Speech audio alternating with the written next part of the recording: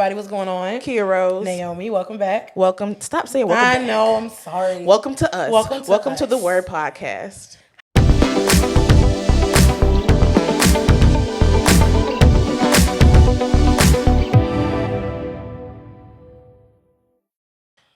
For this episode, we're going to be talking about who we are. I've made this into we're going to have this video into sections. We tend to ramble. Absolutely. So, first section will be who are we individually? Where are we from? What are our interests and goals? I'll let you go first, Love Bug. I'm Naomi. I'm from Greensboro. Interests and goals. I'm interested in a couple things. I like to write poetry. Ooh. I work with little people. Mm-hmm. They're fun. Eventually, I want to open up a program for young women, young adults, young men, the whole nine. I want to open up a program, just kind of help them foster through life as a young adult, moving into faith, moving into where just doing that kind of thing. I like to hear people laugh. I like to think I'm funny. She is. Thank you. But yeah, man, that's it. That's me. All right. Kia Rose again. I am from Greensboro, I think. Am I? No. Okay. I don't like to say where I'm actually from because no one ever knows where it is. I mean, somebody will know. I'm from Hertford, North Carolina. Nobody's gonna know. I know. Well, no, somebody gonna know. Somebody gonna know. The 252, okay? That's the easy way to put that. But I will say that I've spent the majority of my life here in Greensboro, so for the most part, I claim Greensboro. My interest, I like farm life. She does. I dream to have a homestead. That is my goal. I have 6 chickens and a dachshund. And yeah, that's me. We're coworkers. We are coworkers. So you work with infants. I work with toddlers. And that's pretty much, that's kind of how we met too. So the next section is how we met. So we can go into that a little bit more if you want. I mean, we had met originally in high school. Yes. Well, we knew of each other. I think in high school we knew of each other and who about each other. Yes. But I think we formed a bond and met mm-hmm. when you started working at the job we work at now. Mm-hmm. I think that was weird. Yeah. So fun fact, we actually had a class together. Naomi doesn't remember the class that we had together. I'm so sorry. And the sad thing is we have this conversation all the time. Yes. How we had a whole class together. Yes. And you don't know about it. Girl, I know the class. She remembers the class. Don't remember me being in it. I don't. But that's also because high school is different for me, okay? We went to the same high school, but we had two different experiences. It was in the school. Yes. Yeah, it's a pretty big school. And yeah, I was so focused on that year that we had a class together. I was so focused on you can't screw up your GPA. You can't screw up your GPA. Mm-hmm. I was not thinking about. I don't even remember half of that year because I was so focused on this is your foundation year. Don't you screw up your GPA. I was I want to graduate with a good GPA. Was it sophomore year?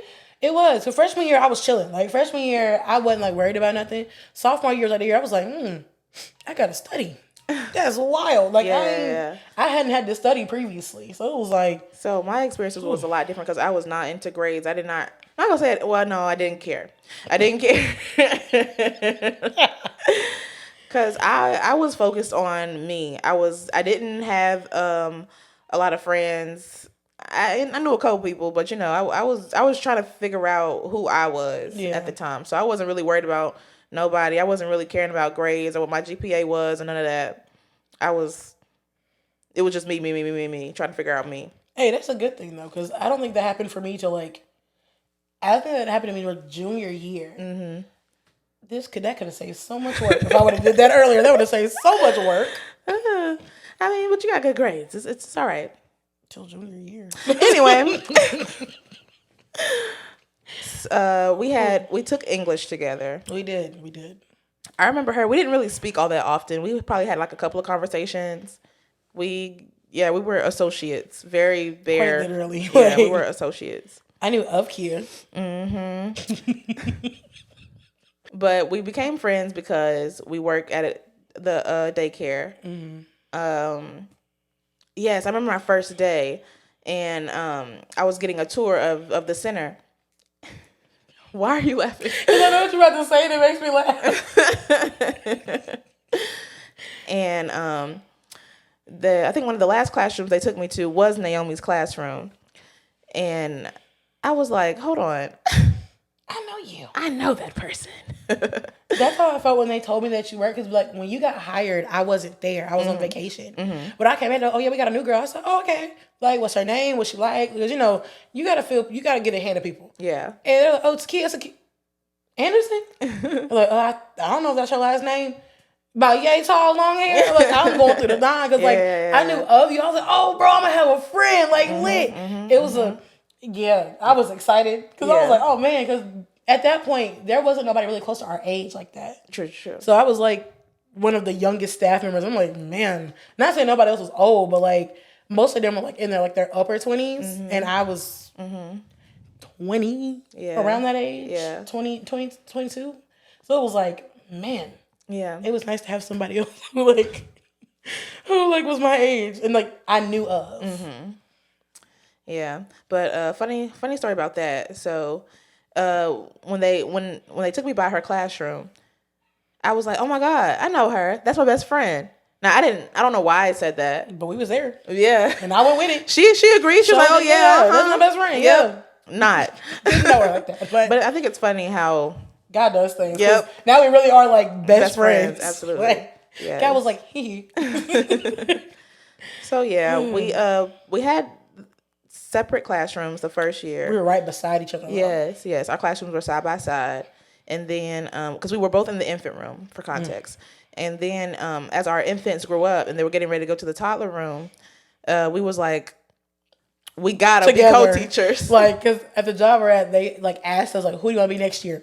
We both with each other, and that was the only thing I put on paper. I said, okay, like this is give me her. Yeah, it made sense. On our side of the center, there's only one toddler room on that side, so we had two people had to go. Might as well be us. Yes, and it was. Yep. So yeah, we kind of grew through that. That's how we became friends. This is true because like. That is because our first year together. That is, God did some things. Go ahead and tell them what you thought. Okay, y'all, look here. Our first couple months together, I really don't think she liked me, and I was so upset. I was like, "Bruh, we planned this." I was like, "Bro, we planned to work together. We planned to be in the same room." When I say y'all, I genuinely thought that she did not like me. I didn't know what I did. I was like, "Dang!" Like I was trying to run it back. We had another co-teacher on like the other side of our classroom, and I was like, "Girl, what? Like she don't like me. What did I do? Like I thought we was cooling." And thank goodness for our friend Joshy is one of the ones because she was like. Friend, I don't think it's you. I don't think you did anything. I was like, no, but like, I don't think she likes me. She was like, girl, calm down. It's the beginning of the year. And I was like, no, but I really don't think she does. Granted, looking back now, she was going through stuff and I didn't know about it because we weren't close enough yet to where we were like, girl, this is what I'm going through this week. But like, we weren't that close yet. So she was going through stuff I didn't know. So she did not like me. But like in my mind, sis did not like me. She wanted to be around. But I was going through my own stuff. You were. And I didn't feel, we weren't close enough for me to like come to her and talk to her about it. So I would put on this fake front that she clearly read through. Right through that thing. Because I was like, at work. And yeah. But no, I never it was never her. I never had a problem with her. We worked through it. It's okay. We had a conversation. Yes. But it ended up setting the foundation. Next section is how we became close. Well, let me set some backstory about that. I was going through a really bad breakup at the time. It was real hard for me. And I realized that Naomi was a Christian, and they would have her and our Jocelyn would have other like deep conversations about God and stuff. And at that point, I just wanted something more for myself. I didn't want to be sad all the time. I didn't want to feel worthless. I just wanted something. I knew there had to be something more to life than what I was going through. And so I think that definitely was the start of our friendship. I was like, oh my God, Definitely you can tell foundation. you seem to know a lot about Jesus. Please tell me more. Mind you, y'all. I was like, Kia made like our friendship, like when you are asking me questions like that, Kia made me dive deeper into our relationship with Jesus. Cause like I knew a good surface level, I knew some things. And, I knew some parts of the depths with like Jesus and stuff like that. But like Kia would ask me questions and I'd be like, ooh, let me circle let back. me circle back to you on that. I'm gonna go read about it. But because of that, like Kia really did like make me dive deeper into my Bible because I was like, yo, Kia gonna ask me a question. I need to have an answer. So I need to get myself together. Like and like God used Kia because like then I was still I had a relationship with God and I was like learning to like make it deeper. But like solidifying our friendship really kind of made me go deep because it was like, yo, I really want to know. And then it was like, well, I don't want to just know for Kia. Like, I want to know for me too. Like, whoa, God, like, what about this? What about that? It did. Like, I think that really solidified our friendship. That and we are some goofballs. Oh my gosh. We are goofballs, people. Yes. So I think us laughing, I don't think there was a day we didn't laugh at each other. Oh, yeah, for sure. Out of the entire year that we worked together. Yeah. I'm pretty sure every day it was a over something stupid or something funny. I couldn't wait to come to work. Bro, work was great. Yeah, I knew I could get some good wise counsel out of Naomi, and I knew that we could like laugh about it. Because girl, life was a joke. life was a jokey joke. Yes. But it's cool, man. Like it was great. It was a good foundation. Like it really did make the foundation of like our friendship. Absolutely. Because then it was like, yo, friend, like we started doing Bible study. Yeah, and we started like hanging out like outside of work, which like. Sometimes when you have like a work job, your friends and like friends at work, and then after work it's like, all right, fam, see you tomorrow. But you don't really like. But we started like hanging out outside of work and like really starting to like read our Bibles and stuff like that. And it was nice. Like it really created a good foundation for like what God's pulled us into now. Absolutely. For sure. And I think speaking of the Bible studies, I was going through a time where I felt like I didn't have nobody. Like I had her, but I didn't want to like bother her with my problems. It was never a bother. I know, but I ended up having a conversation with God, and I was like, I really need like just a really good friend, because the one really good friend I had two good friends at the time, but one was always busy, and the other one we had kind of just like went our separate ways, and that's fine. We're not mad at each other, nothing like that, but I didn't really have anybody that I can come and talk to about stuff that I was going through at that time. So I definitely prayed for a good friend, somebody that can hold me accountable, and we could talk about God together and learn and grow and things like that. I pray for my friend Naomi, y'all. Yo, and it's funny because like we've talked about this story. We said this sort of before, like we're just talking like off camera and stuff. But like the same time she was praying for a friend, I was praying for a friend because like.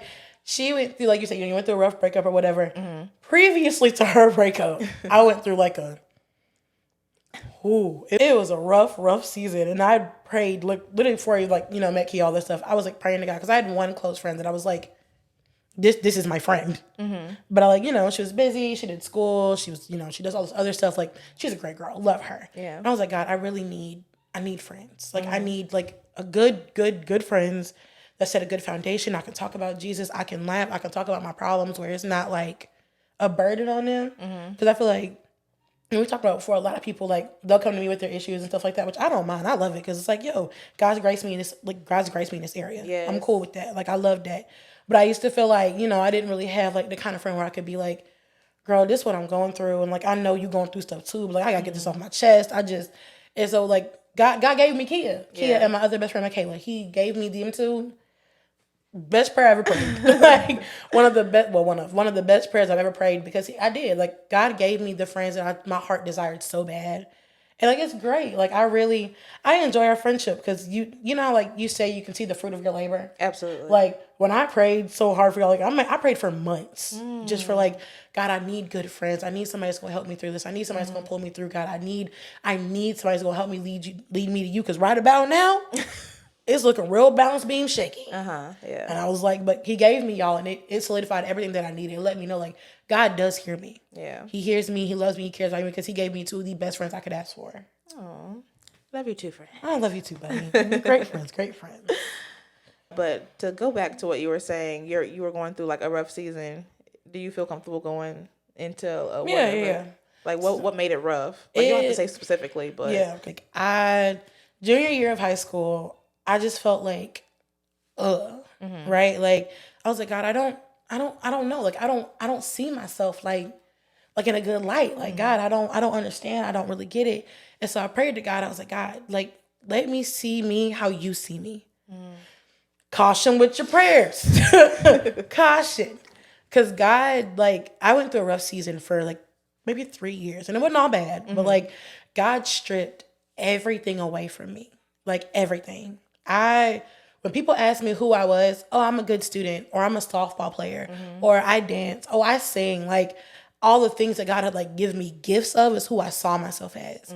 So God, like, he stripped me away from it. And he knows what he's doing because he didn't do it all at once. I did it all at once.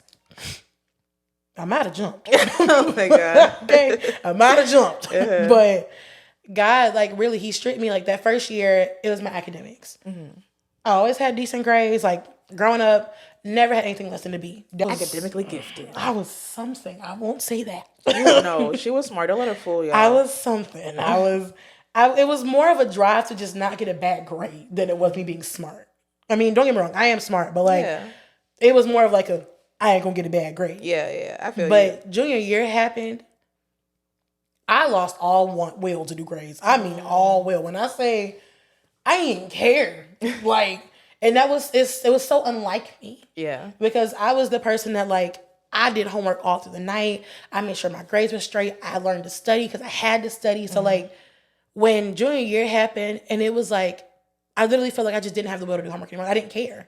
Like, I was like, oh, dang, that's a D. That's crazy. And that for me was like, the previous year would have been like, oh my God, I'm going to fail. My life's going to go terrible. Yeah. But like, I didn't care. Like, he took that away from me junior year, and then I danced. But where I was dancing that year, your grades had to be a certain level. So when we had to turn in report cards, and I was like, he cool. It was cool that practice. After that, though, that was like Naomi. So couldn't dance for a little bit. That kind of like did it, and then I wasn't singing anymore because like all the grade stuff. Because like, my mom does not play about my grades. Neither did my father. Like, they did not play about that. The only thing I had left was like softball. And don't get me wrong, softball was. Thank God for softball, because that is, I think, what really like.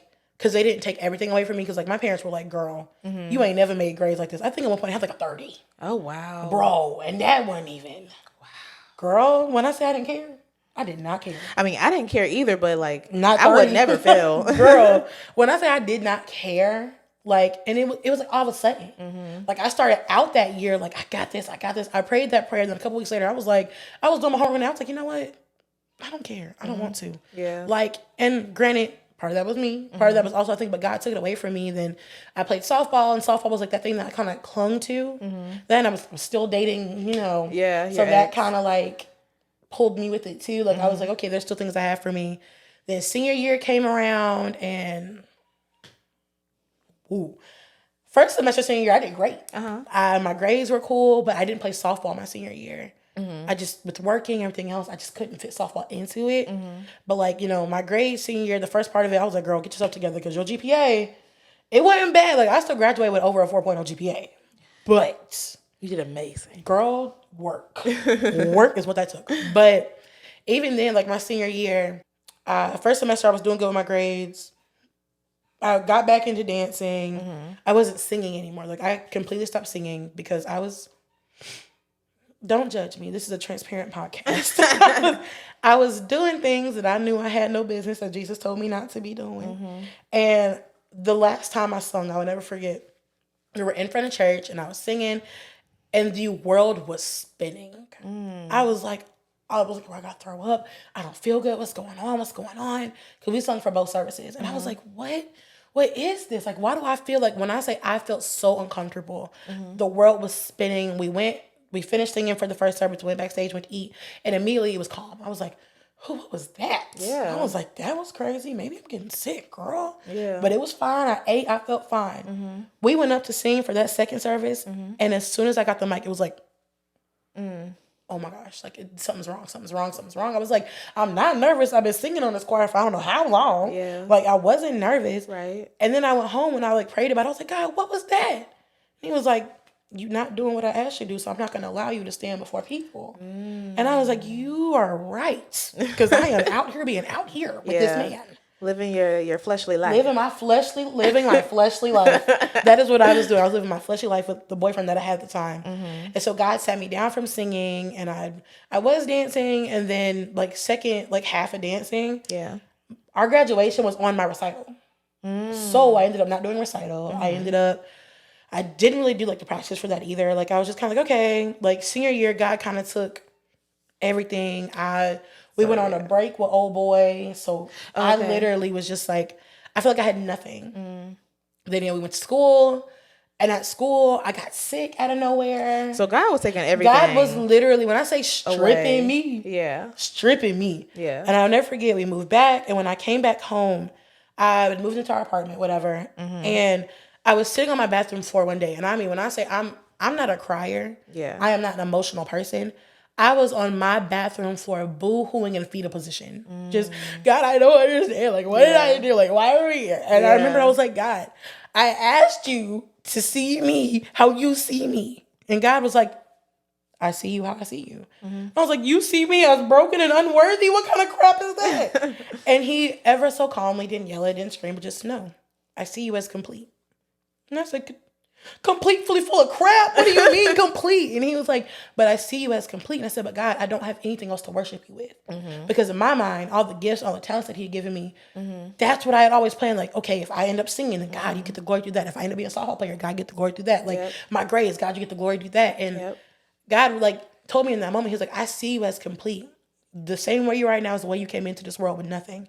But you were complete even then. Because he was like, I give you gifts and I give you talents, but those are only an extension of who you are. You were complete from the day that you were born. Absolutely. I gave you everything you needed. And after that season was over, thank God.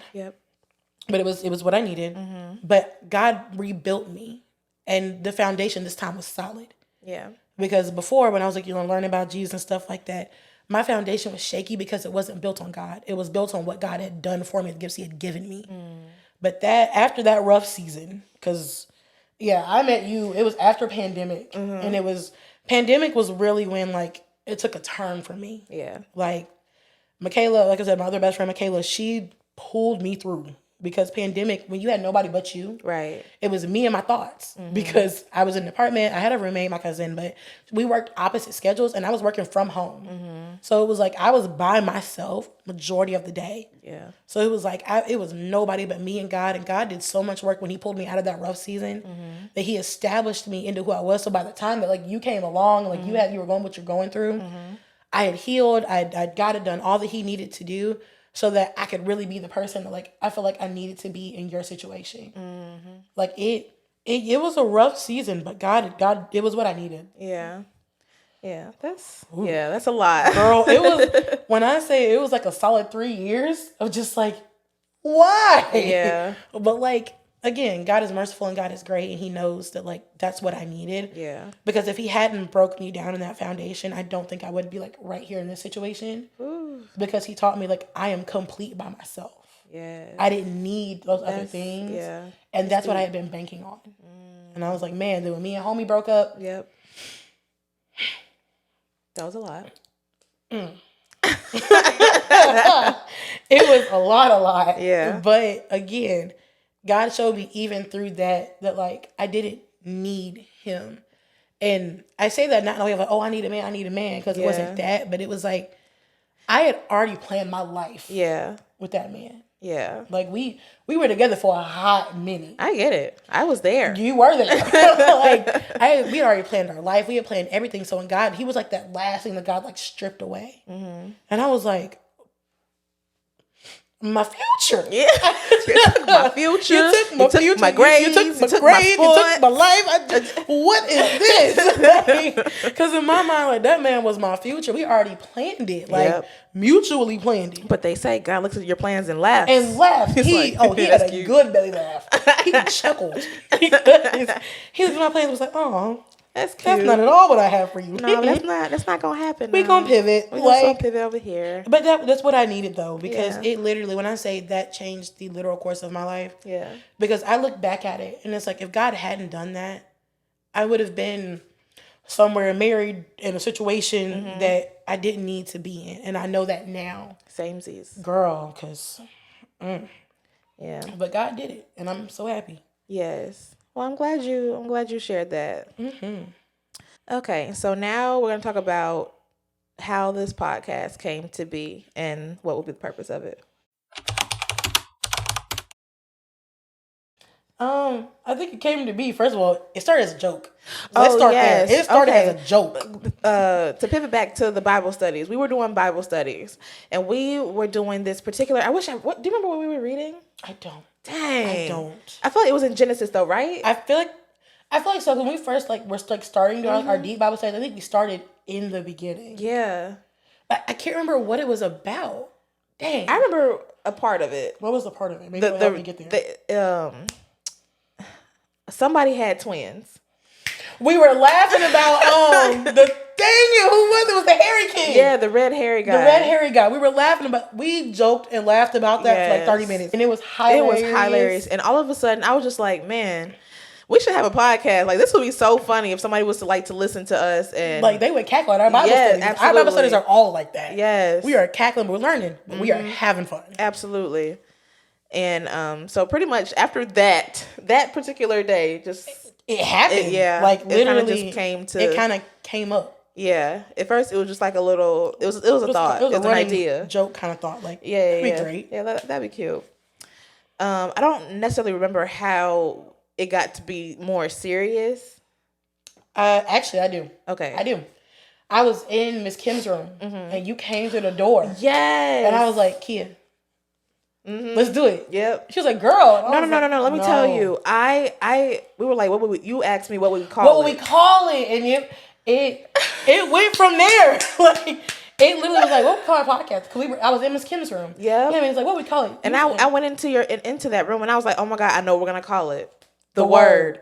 And I was like, let's do it. Yeah. Let's do it. Yep. And ever since then. And then it got real serious. Yeah. And then God kept rolling. God kind of like, our spirits went from like, okay, like the Word, I see you, to God being like, the Word. Yeah. This is it. Do it. Like pursue it. Pursue it. Be serious about it. And we are. And we are here because He would not let us let that go. Yeah. It's like all of a sudden that became like, half of our conversation was like, so Kia, what do you think about this, about the podcast? Kia, what do you think about? And it was like, friend, we're not supposed to be talking about this right now. Yeah. But we are here. Our Bible studies turned into like planning. Yeah, for the podcast. We would still Bible study. We would do that after we would plan for the podcast afterwards. Yeah. But yeah. That's how the idea came to be. Now, why are we doing this? I feel like it's important though, like for young adults, especially like anybody just going through life, that like sometimes it's good to just have people to talk through with it, or just to understand like this is what we want to hear. We want to share the Word. We want to share God's, we want to share the Word. We want to share the Bible. We want to talk about it. But like also we want to talk about like just growing in faith. And because sometimes, let's be real, a lot of us, well, me particularly, I grew up in church, but I didn't necessarily have the foundation of church. Like one could say I was lukewarm. Yeah. You're not wrong. But a podcast, like if I would have had a podcast like this, or just hearing something like that, like other people are experiencing what I'm experiencing, and like they found God through it. And I hope that through our mistakes, through our laughs, through our lives, through our journeys, that somebody can grow from God, and it encourages them to spark that joy for God. Absolutely. Like, God, I want to know, or like something that simple would be everything to me. For sure. I know you said you grew up in a church. I did. I did and didn't. When I was younger, maybe like, I don't know, 6 or 7, we would go to church every single Sunday. This is when I was living in Hertford. Because church was like 5 minutes away, not if that. Yeah. But as soon as we moved to Greensboro, my mom, she made some sacrifices for us. And she was, trying to get everything together because she has 2 kids. And she really did want us to find a church out here in Greensboro so we can continue, the faith build or whatever. But it just never ended up happening. We never really found a church that felt like home to us. So we kind of just fell off of it. Yeah. So I wouldn't say I grew up in the church. I knew of God. But I didn't necessarily have a relationship. I didn't understand anything. I was just like doing what I wanted to do in life, and Man, and sometimes you have to learn, gotta live and learn, man. you know. But yeah. Eventually, I found my way. Found Naomi. Here we are making this thing happen. So And what would you say you want from the podcast? Like, what would you say the purpose? I think the purpose of the podcast is we have a lot of friends in our life who don't necessarily have a relationship with God. Mm-hmm. And not to say that we want to change them and just like I don't want to say that like in a bad light. Right. But these are people that we feel like have potential to do amazing things. Oh my gosh. So I feel like even if, and it sounds small, but even if we were just able to change one heart, then I know that we did something right. That would mean the world to me. Yes. It's like, it just, like you said, these are people that we care about. Yes. So much. Mm-hmm. And God has such great plans for them. And I just feel like, like I said, because like, we're not like super like, give your life to Christ. They're like, not no, like no, them kind of people. Because that's not helpful. First of all, that's scary. But like, we do. Like, we have like conversations, like, we just be chilling and laughing and kikiing or whatever. Yep. And it's like, yo, God really did this. That was crazy. Or da-da-da-da. Like, I want people to feel like they have a safe space to come and like ask questions and be inquisitive, because sometimes, whether you grow up in church or you don't grow up in church, there are certain things that you want to know, but you're almost like scared you're going to be judged to ask. Yeah. And I want this to be an open environment where if we read some of y'all questions, like, let's read them. Yeah. I'm not going to judge y'all, because you're going to hear parts of our lives that are not exactly saintly. Sanctified. Not exactly the sanctified way of living. But the goal is to like, you learn through that and you grow through that. Yes. And if that can help somebody else, to just, even if it's just to just spark a joy or just to spark a, well, maybe I should read about God. Maybe I do want to read about him. Maybe I do want to learn. Like, that would mean the world to me, because I'm not really worried about money or nothing like that. I'm worried about like, I really hope this helps somebody. No, seriously. And I think that I have lost my train of thought. It's all right. It was going to be a good one too. It was. It'll circle back. Yeah. The money. Yeah, okay. I don't want anyone to feel like I'm sinning. I'm lived a sinful life, so God doesn't want me to, or God ain't interested in talking to me. God don't want to hear from me. Or I've done this, and the third. And that's such a common like perspective. Yeah, it's a common misconception about God. I'm like, okay, you don't know God at all. God, because that's not what he tells us. Come to me, man. Like, but in the Bible, God uses these murderers and adulterers and cheaters and liars. People who we would have never. But God, and I think, but that's the beauty of God. Like, he shows us even in the Bible, like, there's nothing that you can do. I mean, he used Paul. Yeah. Paul was literally murdering Christians. Like, he was unaliving people. Yep. And God used him though. So it's like you said, I don't want anybody to ever feel like I'm so far away from God that God's not going to want to talk to me or he's not going to want to forgive me, because God says in his word, come to me. God wants to take your burdens. He wants to take your problems. He knows that you can't handle it. He knows it. He knows all that you've done. God knew everything about you before the day that you were born. He knew everything about you. He knew every time you would mess up, every time you'd screw up, every time you fall short, every time you would turn your back, and he still decided to put you on this earth. Yep. So he wanted you here. You didn't have to be. Sure didn't. He wanted you here. And because of that, like, I want people to understand, because it's such a common thing to hear that, like, well, girl, I done did this and that. I don't know, but God's not a person. I feel like it's almost selfish. Yeah. To think that God doesn't want to hear from you, even though he created you. So you don't think that you're worthy to even talk to him? Like, man, the dude that created you, the man that created you, like, he already know. Yeah. And I think, like you said, I don't think it's all going to just be fear. Yeah. Because, like, people are like, well, I don't know, man, because what if he doesn't? But it's like, but God said he would. He says in his word, ask me for forgiveness and I give it to you freely. Like, there's nothing too bad that God cannot fix. Like, there's nothing that you've done. There's no length. You've never gone too far. That God cannot fix you. That God cannot pull you back. That God cannot change you. And I know it's easy for us to get comfortable in that. Like, when I was out here doing what I was doing in life. I was just gonna say we've been through some things. Because I'm a prime example of you can never go too far that God cannot forgive you. Absolutely, because you look at yourself as broken, like as you are the miserable, worst thing ever. Absolutely, and God's like, that's my baby. Yeah, that's my child. Absolutely, I love you, and it's like you said, there was a part of my life, some of my teenage years, baby.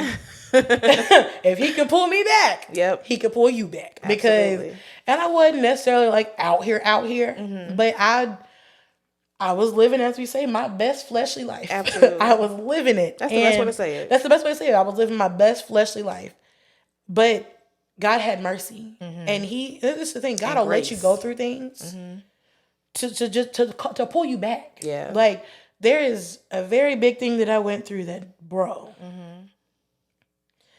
God allowed me to learn that lesson to run back to him. And it's like God doesn't, I feel like people think that God makes bad things happen when they're going through stuff. And it's like, well, I deserve it because I did this. But that's not. I used to do that myself. You did. You did. But that's not how God orchestrates. Like the Bible says that God only gives good things.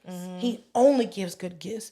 We live in an unperfect world where stuff will happen and there are natural consequences to your actions. But the thing about God is like, even when you're going through that consequence, when you were digging the hole, God already saw your way out. Absolutely. Like, you're never so far away that God can't be like, all right, he's waiting on you. That's the thing. God never leaves us. Yeah. When we went, God was here and we went there. He never left right here. Yeah. He's still right here. Like, no matter how far left you went, God never moved from his spot. He is waiting right here for you. And there's nothing that you can do that God won't love you. Yeah. There's nothing that you can do that God won't forgive you. I think if more people started to imagine if God was an actual person, imagine somebody that just loves you so much, unconditionally. It doesn't matter. You can spit in their face and he'll be like, okay, well, let's try this cheek. Let's try this side. Yeah. So I don't know. I feel like that will help somebody. I don't know, but I mean, because like I think when we think about unconditional love, a lot of people are afraid of that. We don't experience it. Like a lot of people don't experience. Like we have moms, we have dads, we have parents and stuff. Yeah, but like, sometimes they don't unconditional love. Unconditional. Like, and that's not that's not talking bad about nobody, but it's like one of the things where because it's so hard to fathom unconditional love. Like sometimes when we look at God as a person, it's like, I did this, I have to run and hide. I did this, I can't show my face to him. I just did this. And God's like, but whoa. But I love you. I saw you do it. I saw you. I might be a little disappointed. But like, I saw you do it, but I love you unconditionally. Now let's work through this. Yeah, it's like God's not the kind of God where he's like, man, you did that. Get off from there. Yeah. He's like, no, I saw that, but it's cool. Let's work through that. Let's bring it back. How do we learn through this and how can we keep going? Like, I love you either way. Yeah. And I think sometimes we forget that like God's love is unconditional. Yeah. Like, and the thought of unconditional love I think can sometimes scare people. Absolutely. Because it's like but you love me even though I did. What do you want from me? Yes. And it's like God's like, God is nothing. Doesn't have that. That's the thing. God doesn't have an ulterior motive. Yeah. Like there's no ulterior motive for his love. He loves you because he wants to love you. Like he elevates you. He blesses you all this stuff because he loves you. There's no ulterior motive. Yeah. And I think sometimes when we think about unconditional love, you love me so much. Why? Yeah. What are you wanting from me? What do you want to do? What do you want me to do for you to love me like this? And God's like, man, I loved you like this before you did anything. Yeah. I loved you like this when I created the world. I already knew who you were, and I loved you like this even then. But I don't believe that God doesn't want anything. I mean, he wants us to live our lives to serve him. Yeah, I was gonna say. But I think when people hear that, they automatically think, oh, we can't do nothing. Or he wants us. Yes, now that's a common misconception. And it's not. Like, God wants us to have fun. He wants us to live life. Yeah. He Y'all wants gonna learn us about to us. do We just ghetto. We like to act a fool. We love Jesus. Absolutely. But we like to act a fool. Like, it is. But that's you don't the thing have to about give God. up everything. And it's not. I feel like the things that a lot of people like, I think once you make the decision like, okay, I want something better for myself, God will show you that what you were doing was not as fun as you thought. Okay? Because once you start, that's the thing. It's always fun in flesh when you're in flesh. Yes. But it's those moments when you're back by yourself that you're like, what did I do? Yeah. Or why did I do this? And it's like, God, when I say he wants us to live a life to serve him, it again is because he loves us. And it's like, bro, I know what I have in store for you. Yes. I know what I can do for you. Like, live your life. Live your life according to, my law. And I gave you the law because I love you. Yeah. It's kind of like a romantic relationship. Yeah. Where imagine your partner loves you unconditionally. And you love your partner unconditionally. If your partner wakes up, makes you breakfast, makes you coffee, sends you on your way to work, let's say you get home before they do.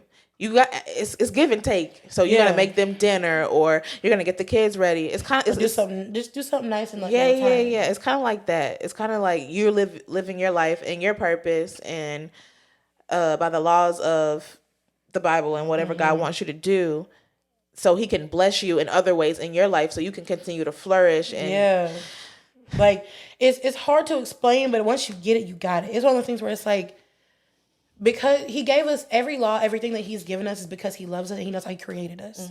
Like He knows how He created each and every one of us. He knows our personalities. He knows things that He's done for us. So it's like when He gave us His laws, I think when people think of the laws, I think about Old Testament. I can't do jack diddly squat laws, and it's like, whoa, brother, can't eat shellfish. I can't look to the left. It is not that. What God wants for us is just to live life that serves Him. Meaning, God knows we're gonna fall short. We're people. We live in a sin-bound world. We're people. God knows we're going to fall short. Absolutely. He's not telling us that He wants us to be absolutely perfect and never make a mistake. Yeah, and He knows we can't. He knows that we can't. That's why He gave us Jesus. That's why we have this relationship now, because it's He knows that we're not perfect. He knows we're going to mess up.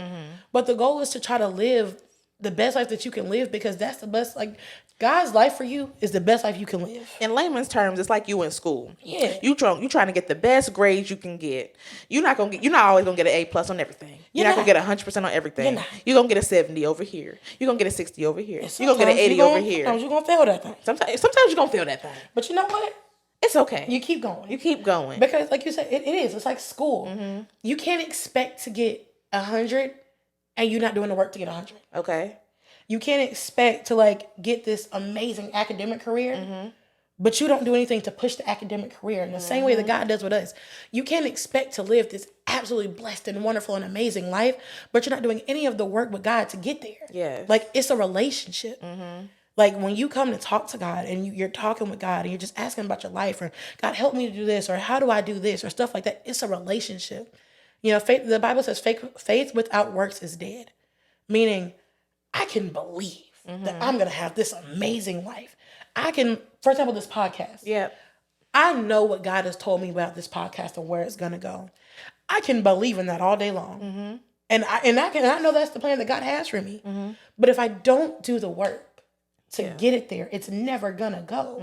Because I can have all the faith in the world that this podcast is going to be everything that God said it's going to be for me.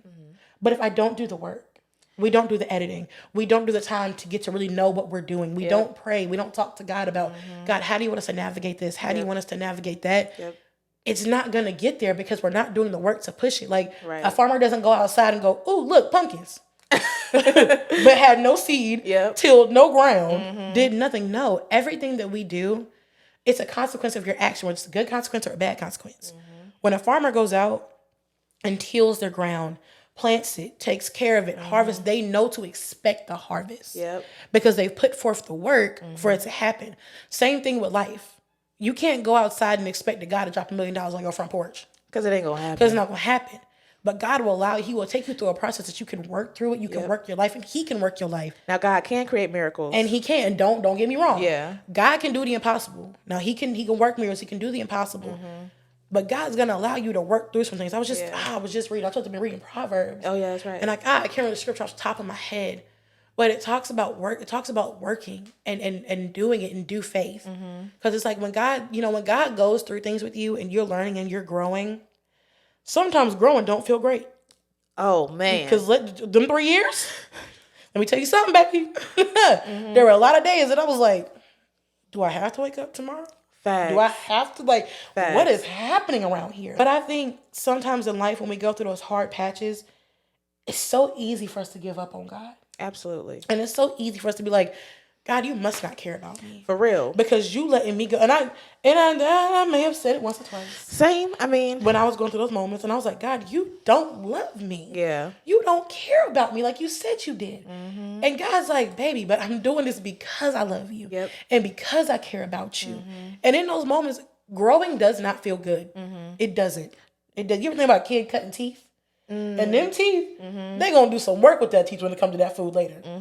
Them growing in hurts. Yeah. Them growing in is painful sometimes. Yep.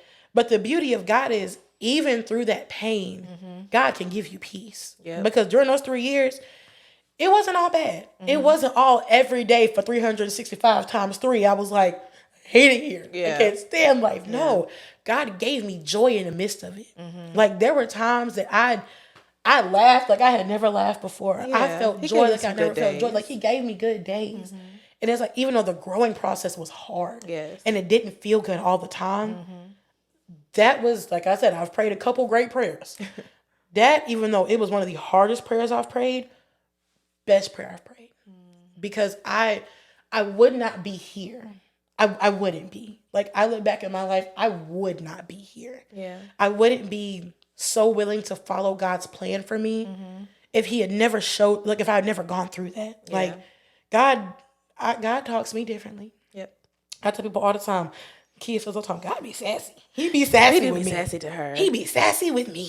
But it's okay because I need it. Yeah. Because I'm one of them people. But it's like, and he told me later on after that process, and I was praying, I was talking, I was thinking, I was like, God, thank you, God, thank you, God, thank you, you know. And he was like, baby, you're thanking me for the plans that I already had in place for you. And I said, Whew. I said, okay, Jesus, thank you. I am thankful though. And he was like, he's like, that's the thing though. You going through that was just a part of what I had for you. Like, and I think I was watching Sarah Jakes Roberts not long ago. And she was talking about one of her stories where she was like, you know, her being a young mom and going through what she's going through, it helped her. But God's purpose for her, where she is now, was already there. Yeah. What the enemy means for evil, Yes. God turns to your good, man. And Hallelujah. like, Okay. because but there are so many things that happened in that 3 years that I was like, what the actual crap? Yeah. But God's like, but what the enemy meant for evil, what you thought was gonna break you, Okay. what you thought was gonna be your last days, God used that and turned it around for his good. He used it as ammo in a gun, bro. Yep. Like it, he made it for me, man. Like, Yeah. and that's what I want for somebody to get from this podcast and bring it full circle. He made it for me. He gonna make it for you. Yeah. I know it seems sucky. Yeah. I know it seems like life ain't. But I feel like getting no as better. soon as you choose, to serve him, let me tell you, changes it everything, does, man. It does, and it's worth it. It is so It's worth it's gonna it. be hard in the beginning Let me tell you something. because Change is hard. yes, changing your is mindset, hard. choosing to serve someone that big. It's scary. It is. It is. It is. And you gonna go through some hard times. You're gonna be like, well, why am I following you for? Okay, because you I'm going to the right. Yes. What is this? But hang in there. Please. Hang 'cause in there. It's worth it. Baby, He's gonna it gets show better. you things that you ain't even think were possible. Honey, he will show you yourself in a way that you never saw. Okay. When I tell you, I am living proof. Yeah. That, baby, what God has in store for you, it will exceed every expectation you had of you. Every single solitary one. Because the life that I had planned for me, I was perfectly fine working at my little 9 to 5, marrying this man, Yep. having our children, Yep. and that being my life. Yep. But when God told me what he really has planned for my life, and that was not what he had planned, which is why he couldn't allow it to succeed. Yes. Sometimes God will not allow a door to open because that door was never a part of your plan. Yep. And he'll let you go through because he lets us make choices. It's gonna suck. It's going to suck. But if you really choose to serve him and go with him, because that's the thing. You have to know that he's gonna pull you He's gonna pull you through. from where you are. Yeah. Because he gives us choices. God, that's the thing about God. He doesn't make us do anything. Oh no. He's not going to make you do it. He's not going to make you serve him. Nope. Shoot, he's not going to make you live the life that he has planned for you. Nope. Because we have free will. Yep. But he will knock at your door. Yes. He's persistent. He will. Like, he'll But whether you open the door and choose let it. him in, That's that's up to on you. But he will stand at your door. Hey, just so you know, I'm not going. If you want to try this way, we can try this way. Oh, Yeah. you still choosing there? Okay. Okay, that's fine. I'll be Cool. back tomorrow. I'll be back later. I'm gonna keep coming by. I'm gonna keep coming by you. Yep. I'm not gonna leave you alone. You may think that you're doing your best life, and it's the randomest times he'll be, hey, I'm still here. You still wanna, let's try this way. Let's try this way. And eventually when you make the decision, you're like, God, okay. You open the door, change. Because the life that I had planned for me was not the life that he has planned for me. And I'm so thankful that, I'm not thankful to myself. I'm thankful to God, but I'm thankful that he never stopped. Absolutely. That he never stopped knocking on my door. Absolutely. Because even when I was choosing, because I knew that I was choosing, I knew I was choosing that man. Yep. I knew I was choosing that life. And I knew, a part of me felt like that wasn't what God had for me. It was like, but this is where I'm comfortable. Yeah. And this is what I know the expectation of what's going to happen. But God, when you open that door, sometimes it's the fear of the unknown. Absolutely. When it's like, God, but you told me I'm going to do this. How? Yeah. Are you it's sure? It's not making sense. It's 2 and 2. It's not making 4. It's making very much 7. Yes. And I think it's important to also know when you're on your walk with Christ, a lot of things are not going to make sense. But it's going to work out. But you have to trust it. Trust the process. You have to. You do. have to. But Joseph, homie, God told him he was going to be king. He did not say that you were going to get put in the pit, sold into slavery, and worth of Yep. But sometimes God doesn't tell us the process because he knows we'll turn the other way. Yeah. Like, imagine if... that story blows me. Imagine if God told Joseph, oh, yeah, you're going to be king. But your brothers, though, they definitely going to sell you into slavery. They're going to put you in a hole. They're going to tell your daddy you died. It's going to be a whole mess. Joseph would have been like, oh, no, I don't, king, I don't think so. Off. Yeah. Because let me take this crown off. No, thank that is you. Crazy. That is crazy talk. I'm not doing that. Yeah. but that's the thing about God. Yeah. He, even through all the stuff that Joseph went through, though, God still showed his grace. Oh, yeah. His mercy. Because when God takes you through a process, he's covering you the entire time. So even though it looked crazy, God is never phased. He's like, oh, yeah. He's like, oh, yeah, that's it now. But we're going to keep moving right on along. Because it's kind of like, you ever seen kids play with cars? And they are chaotic? Absolutely. And you're like, what the crap? Yep.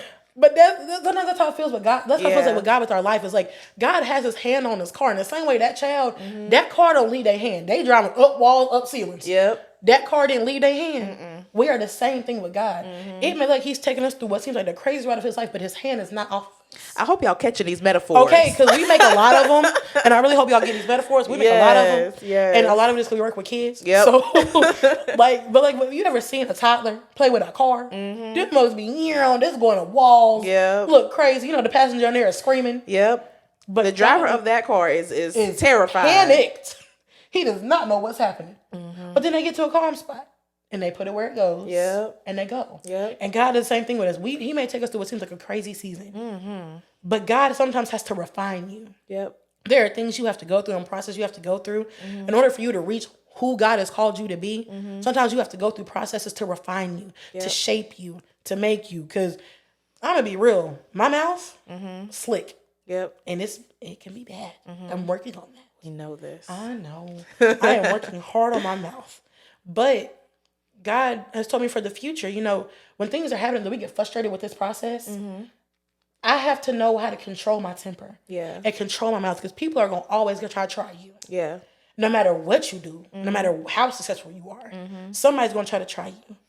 And God has been working on me, like even now, to know it's okay.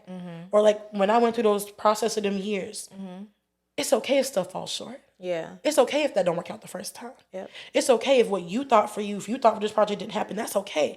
Because you're complete and I'm going to do it anyway.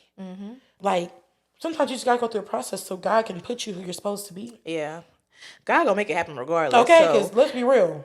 It could have happened. It could happen sooner. It could happen later. It's up to you. Yeah, that part's up to you. His promise, his will for your life is his will for your life. Yep. So whether you choose to do it now or you choose to wait 20, 30, 40 years, baby. It's going to happen. It's going to happen because God's word says it cannot return to him void. Yeah. Meaning once he says it, it's going to happen, big dog.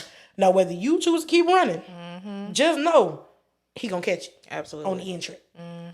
Like, I really hope this is making sense to y'all. We went on a tangent. This is great. I feel like this is where it need to go. Yeah, absolutely. Because, man, sometimes you just got to get that off your chest. Like, God going to do it. Yep. Like, it look crazy right now, my brother. I feel you, sis. You don't know what the boo-boo was happening around here. Yes. But let me tell you something. He going to do it. Absolutely. He going to do it. Like, sometimes you just got to have that confidence of, all right, he going to do it for sure.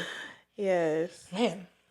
But man, I'm going to wrap this up. I'm going to end this with a verse from Ecclesiastes.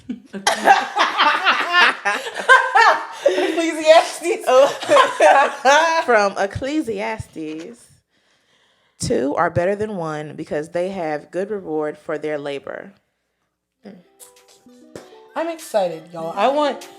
I know this episode was kind of all over the place, but I'm excited for what this podcast is doing. I really hope that you guys do learn and enjoy God and enjoy laughing at us. Yes, as we grow out, we hope that you guys grow as well. We hope you guys see our life, mistakes we made, things that we've done, and I hope that y'all learn from it. I hope that you guys know that it's all right. Like, we're gonna have a good time on this thing. Absolutely. So, thank you. That's it. Look forward to seeing you guys next episode. We can't wait to share the word with you.